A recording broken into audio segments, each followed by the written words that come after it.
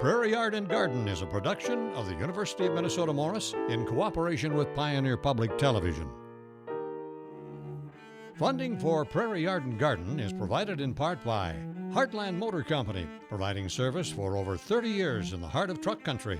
Heartland Motor Company, we have your best interest at heart.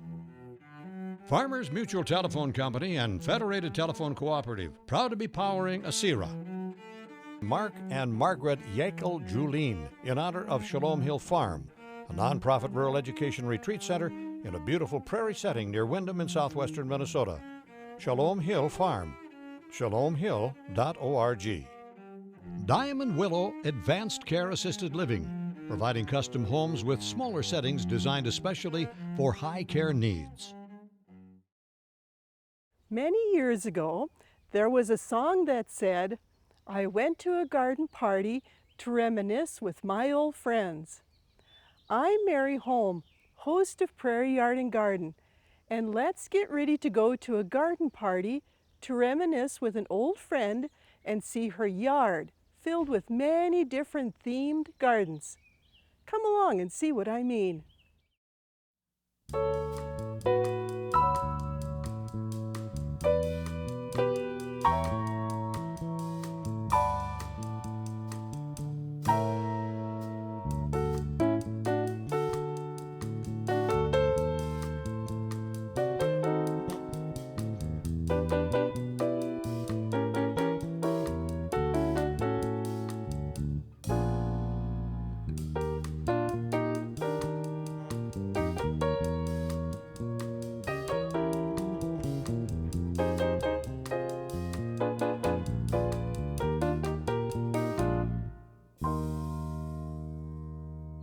Years ago, we met Vicky Dosdall, who taught us about straw bale and pallet gardening, which she uses to grow her vegetables.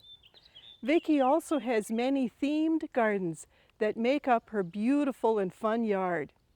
Today we are finally back with our friend Vicky to tell us about her themed gardens and how she uses them for a special garden party to reminisce with her old friends. Welcome, Vicky. Hi, Mary. It's great to have you back again. Vicky, tell us, how did you get started gardening, or how long have you been gardening? Well, I grew up with a mom that loved to garden. She loved flowers, and I was in 4-H and had flower gardening for one of my projects, and that's how that kind of started. It just happened.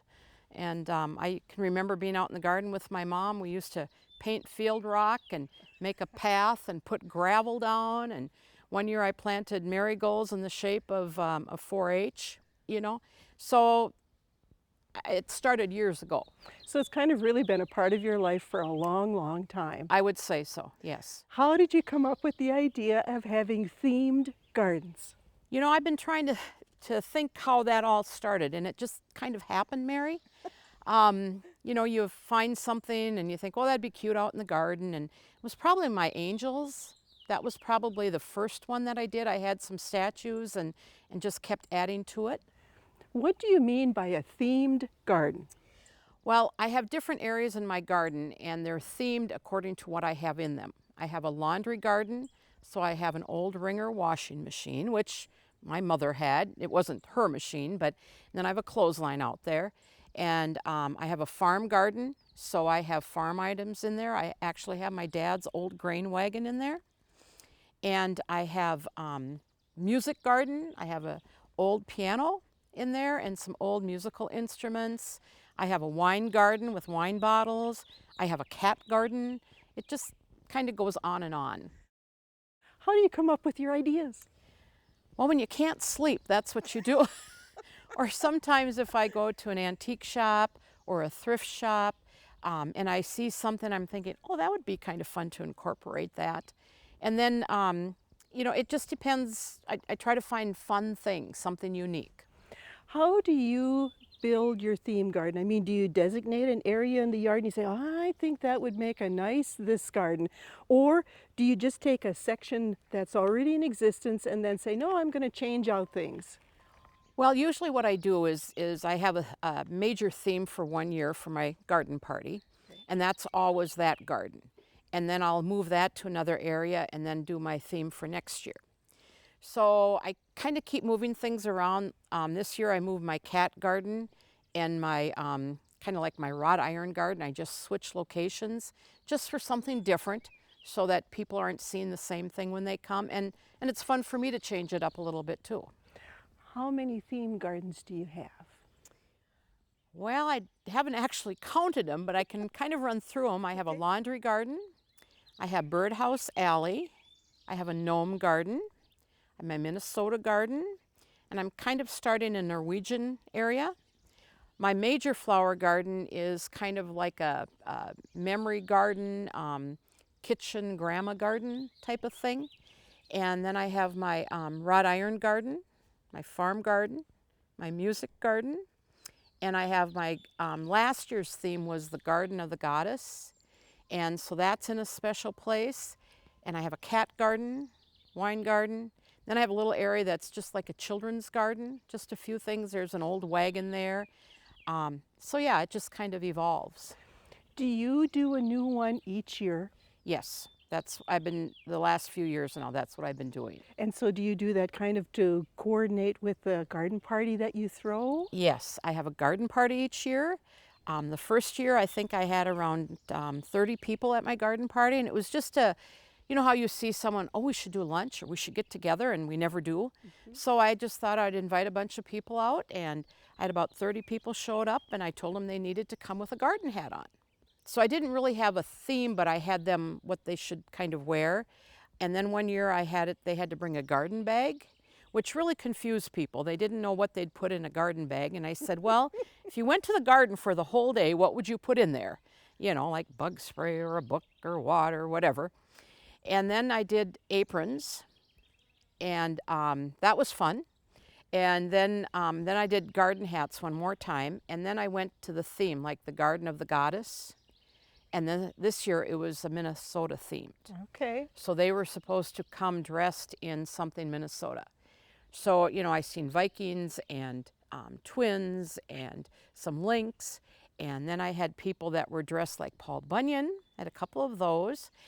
Someone had a mosquito shirt on and the mosquito net over them. So people get quite creative. And I think it's fun to have a theme. And then, so this year I had 85 people at my garden party. Where do you get your items for your theme gardens or for the party? Usually I like to go to thrift shops, sometimes an antique shop, and sometimes people have given me some items. So it's very seldom that I spend a lot of money on them. You know, it's a little bit here and a little bit there. And so I pick up things all year long, and then I got to remember where I put them to put them out in the garden. I can relate to that, trust me.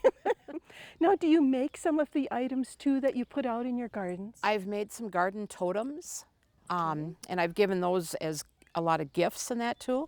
There's a few things that I've made and put together, and I have a cousin that's very artistic and very talented, and she's done a lot of painting of my signs, and she painted some Mrs. Butterworth syrup jars or bottles this summer for me, and they're really cute, and she just does nice work. It just adds a little touch, those little painted.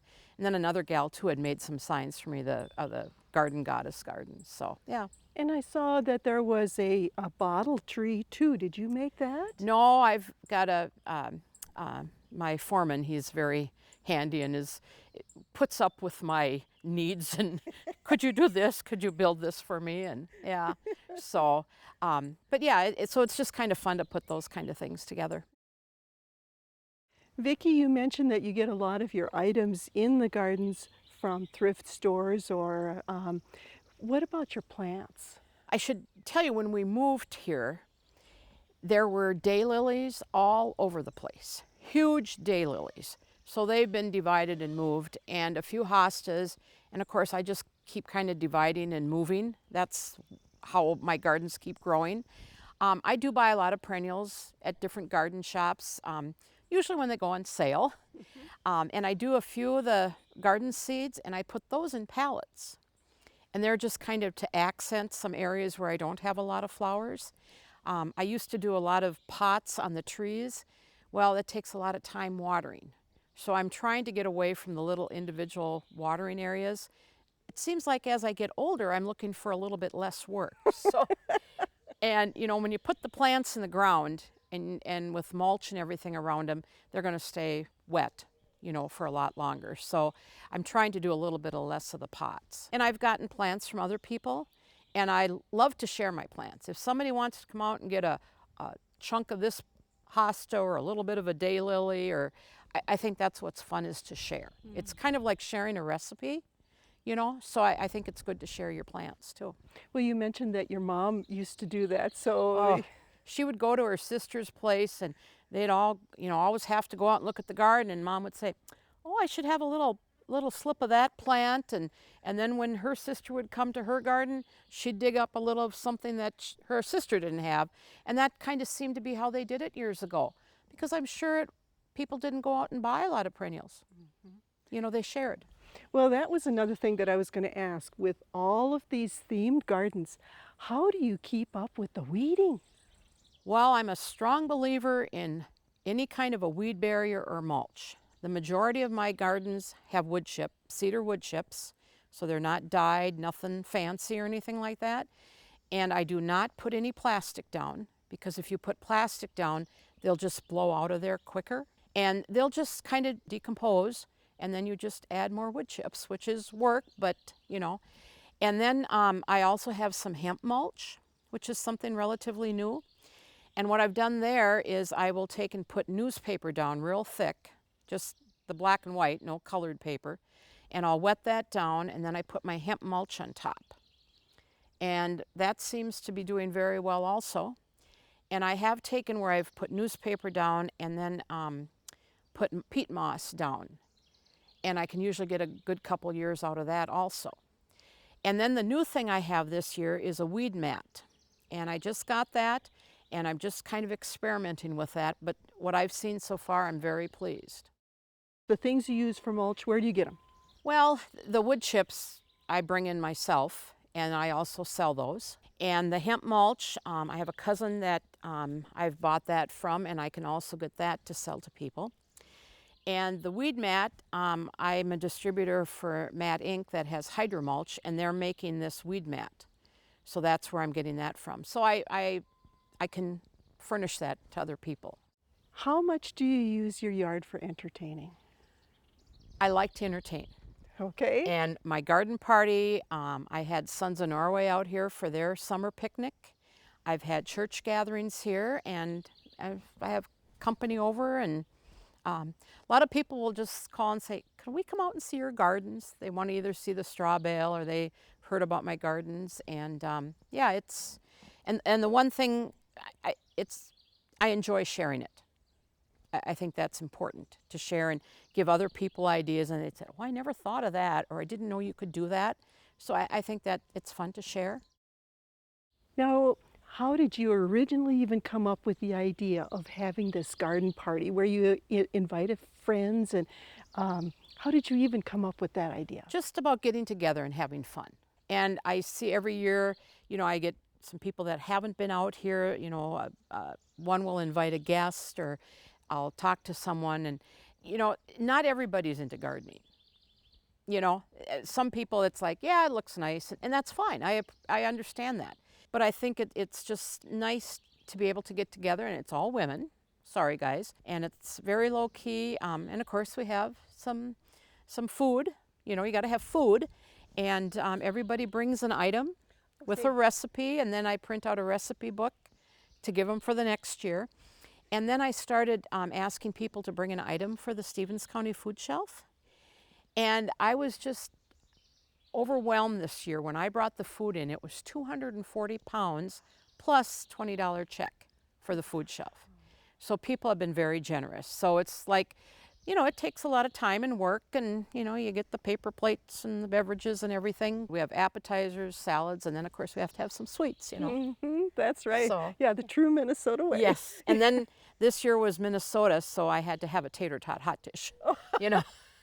How could you have a Minnesota party without a hot dish, right? Yeah, that's exactly right. Vicki, would it be possible to go and see some of your themed gardens? I'd love to show you, Mary.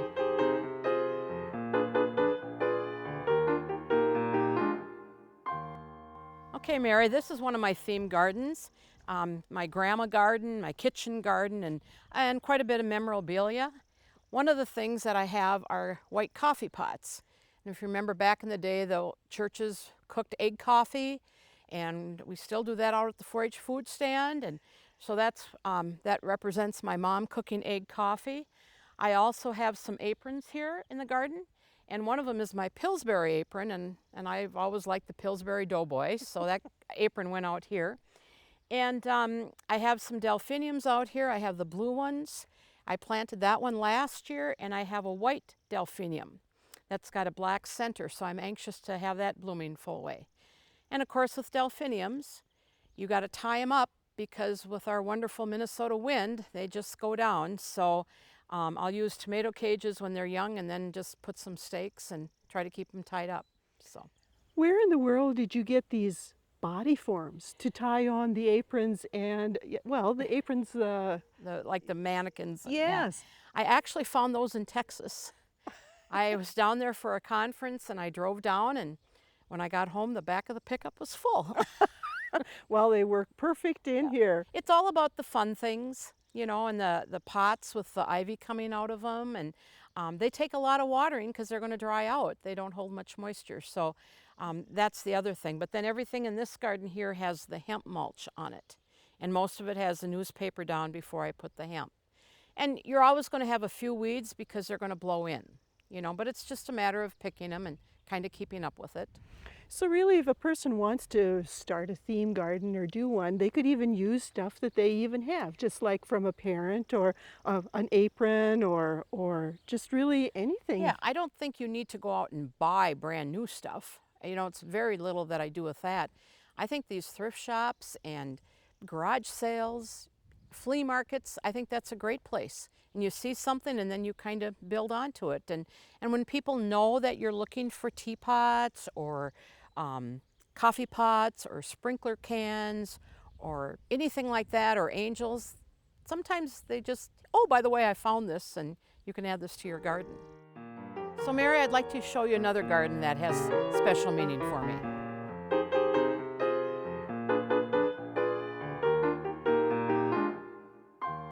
So Mary, welcome to my farm garden. And of course, I grew up on a farm south of Alberta, and one of the special items in my garden is my dad's grain wagon. Someone had bought it at his auction sale and didn't need it anymore and asked if I'd like it, and I said sure. So, and what's interesting is the mother cat decided that was a good place for her kittens. So I have kittens in the grain wagon. And I've incorporated an old barn cupola. I found a tractor that's made out of tractor parts. And then I had the animals, the cows, the pigs, the chickens. I'm a little heavy on chickens. It seems like I can find chickens a little bit easier. And I've got some sheep, and a friend gave me those. So it seems to be rather easy to find stuff for my farm garden. The antique things are a little bit harder. I have chicken feeders, and I have 3 of those. And they're really hard to come by. I looked for a couple years to find those. So it all depends what you're looking for. And I've got the egg baskets, and then I've got some pots, and I've planted some squash and pumpkin seeds in there. So I'll have vines in my farm garden here pretty soon, the next few weeks. Yeah, and I just kind of keep adding. And I noticed that you've used those feeders and you've planted petunias in there along with some vegetables too, and that looks really nice. Yeah, yep. And there again, it's all about the watering too, you know, and it's that fine line. You got to make sure that anything you plant in has drainage. And every once in a while I get something, it's like, oh, I didn't put holes in it. And it's hard to put holes in something that's good, but if you're going to have flowers in it, you almost have to. I have sometimes taken and put stones in the bottom of it too, because the stones will hold air to it, and I have gotten by with that. Yep. If we don't get monsoon rains. Yeah, that's the problem. It's either feast or famine, it seems like. We either get a ½ inch or 3 inches, you know, and then it's too much at times. So. Well, it looks like you even have a brooder area or a laying area that you've incorporated. Yes. And I've put just plastic eggs in there, you know, because you got to have some eggs in there. And every once in a while I find a few laying on the ground. I don't know if it's a coon that thinks it's a real egg or what, but I'll see bite marks, so they think it's an egg. Boy, are they in for a surprise. I know. I should probably put a few in there just to tempt them, huh? And Then I notice you've even used some of your pallet gardens out in here too for planting. Yep, I had a few extra glads and those elephant ear plants, so I just stuck them in the pallet. And I've put petunias in pallets, and I've also put flower seeds like marigolds, or I'll buy that old-fashioned garden mix, so it's a mixture, and that adds a little bit more color to the garden instead of doing the individual pots. I bet you that whenever you're out here, you think of your dad. I do. My dad, I have to say that growing up on the farm, and if it was windy and there were sticks on the ground, you cleaned them up. You kept everything neat, painted, trimmed. So I guess I got that from him, and along with Mom, she was the same way, and with the garden. And Dad, when he had a garden, it was spotless. So, yep. Well, they taught you well, that's for sure. Well, yep, they worked hard, and I guess that's what I do too. You know, you have to if you're going to have that much this size, you know. So, One more garden that I really want to see is your music garden. okay, let's go.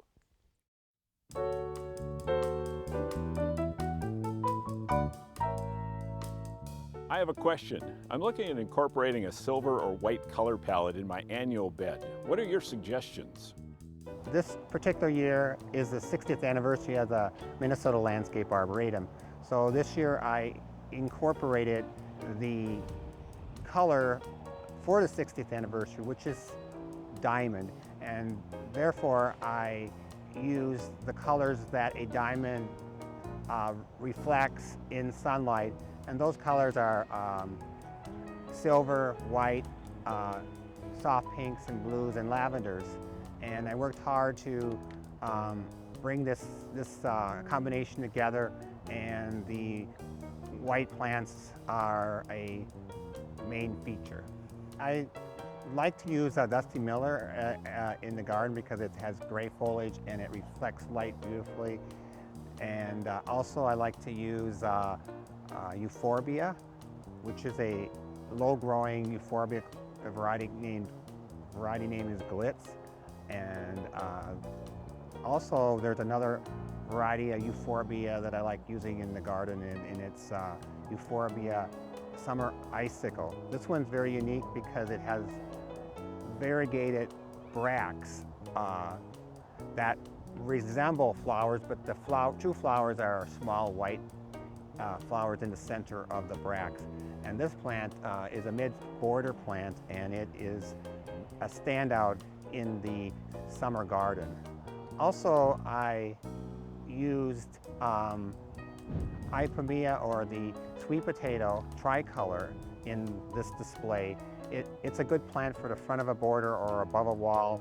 It trails forward and over the wall edge to soften the wall.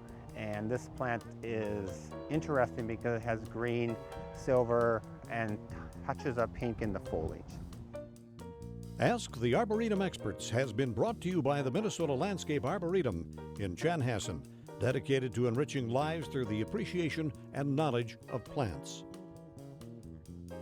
Okay, Mary, we're in my music garden, and I think that probably has spurred the most interest from people. They say, "Is that true you have a piano in your garden?" And this piano we're standing by is actually my second piano. The first one I got from Faith Lutheran Church in Morris. It was out of tune, and they decided it just wasn't going to work anymore. And someone said, "Well, see if Vicky wants it and she can plant flowers in it." And so I did. Well, that only lasted about 3 years because, of course, the weather hurts it. So now this one here I actually got from Wanda Dagan, the band director at the high school. So my second piano, and it's just fun. So. I love your solar lights here. This reminds me of Liberace. Yep. I figured we had to have that. And then, of course, in my garden, I have some old musical instruments, compliments of Del Starlet. And then each year I take a can of spray and kind of touch them up a little bit so they're a little shinier. And got a drum, and I actually have some statues that my mom had. I don't know where they came from, but so they're also in my music garden. But if anybody out there has a guitar, I'm looking for a guitar to plant into. So. And that's hard to come by. Well, and I see that you've again planted petunias here in your piano. And then I've got some ivies, and these ivies I actually had last year, and I just kept them over winter, and So I try to do that a little bit with some of my plants. Took them in? Yep. Yeah, I've got a heated garage, so I just kept them out in the garage and maybe watered them about once a month. Okay. So, Okay, Vicki, what do you do with all of this stuff over the winter? well, the first years I started with my theme gardens and that, I would take them and put them in my garden shed. Well, now there's not enough room. And what I do is I take and put them in totes, and I just leave them right in the garden in the tote. As long as it's nice and tight, there's not going to be any water that gets in them. And if I have time, what I try to do is, like the musical instruments, I'll paint them in the fall before I put them away, so they're ready to go out in the spring. And my angels too. The angels were not gold or silver, but now they are. And I try to paint them also before I put them away. And try to get everything cleaned up. The wine bottles over summer, you know, they get dirty and stuff, and you've got to clean them at some point. So you can either do it in the fall or do it in the spring, and I'm really trying to train myself in having everything done in the fall, so it makes it less work in the spring. So you actually get a big tote and Yep. you put the items in there and then just leave the tote sitting right in that garden, theme Right. garden area. Yep. Like around the house, I'll leave the tote up by the house, and like here I could put the tote underneath the piano, whatever, and then, you know, I wrap them up in like newspaper and that, just because I do, you know, so things don't get broken, because a lot of the stuff is glass out here. But my mannequins that I have out in the yard, that have clothes on them, they just winter. You know, I might put a winter coat if I can find one for a couple bucks in a thrift shop, or might put a hunting outfit on one of them or something. But yeah, pretty much everything stays out. So, but it's out in a tote and protected, and I have very little problems with that. Well, Vicki, thank you so very much for sharing your theme gardens and your beautiful yard with us. Well, it was a pleasure to have you, Mary, and you're welcome to come back anytime.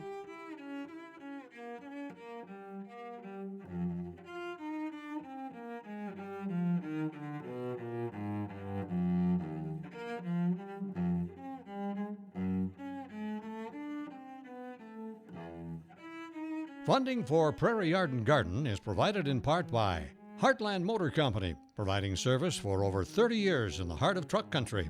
Heartland Motor Company, we have your best interest at heart. Farmers Mutual Telephone Company and Federated Telephone Cooperative, proud to be powering ASIRA.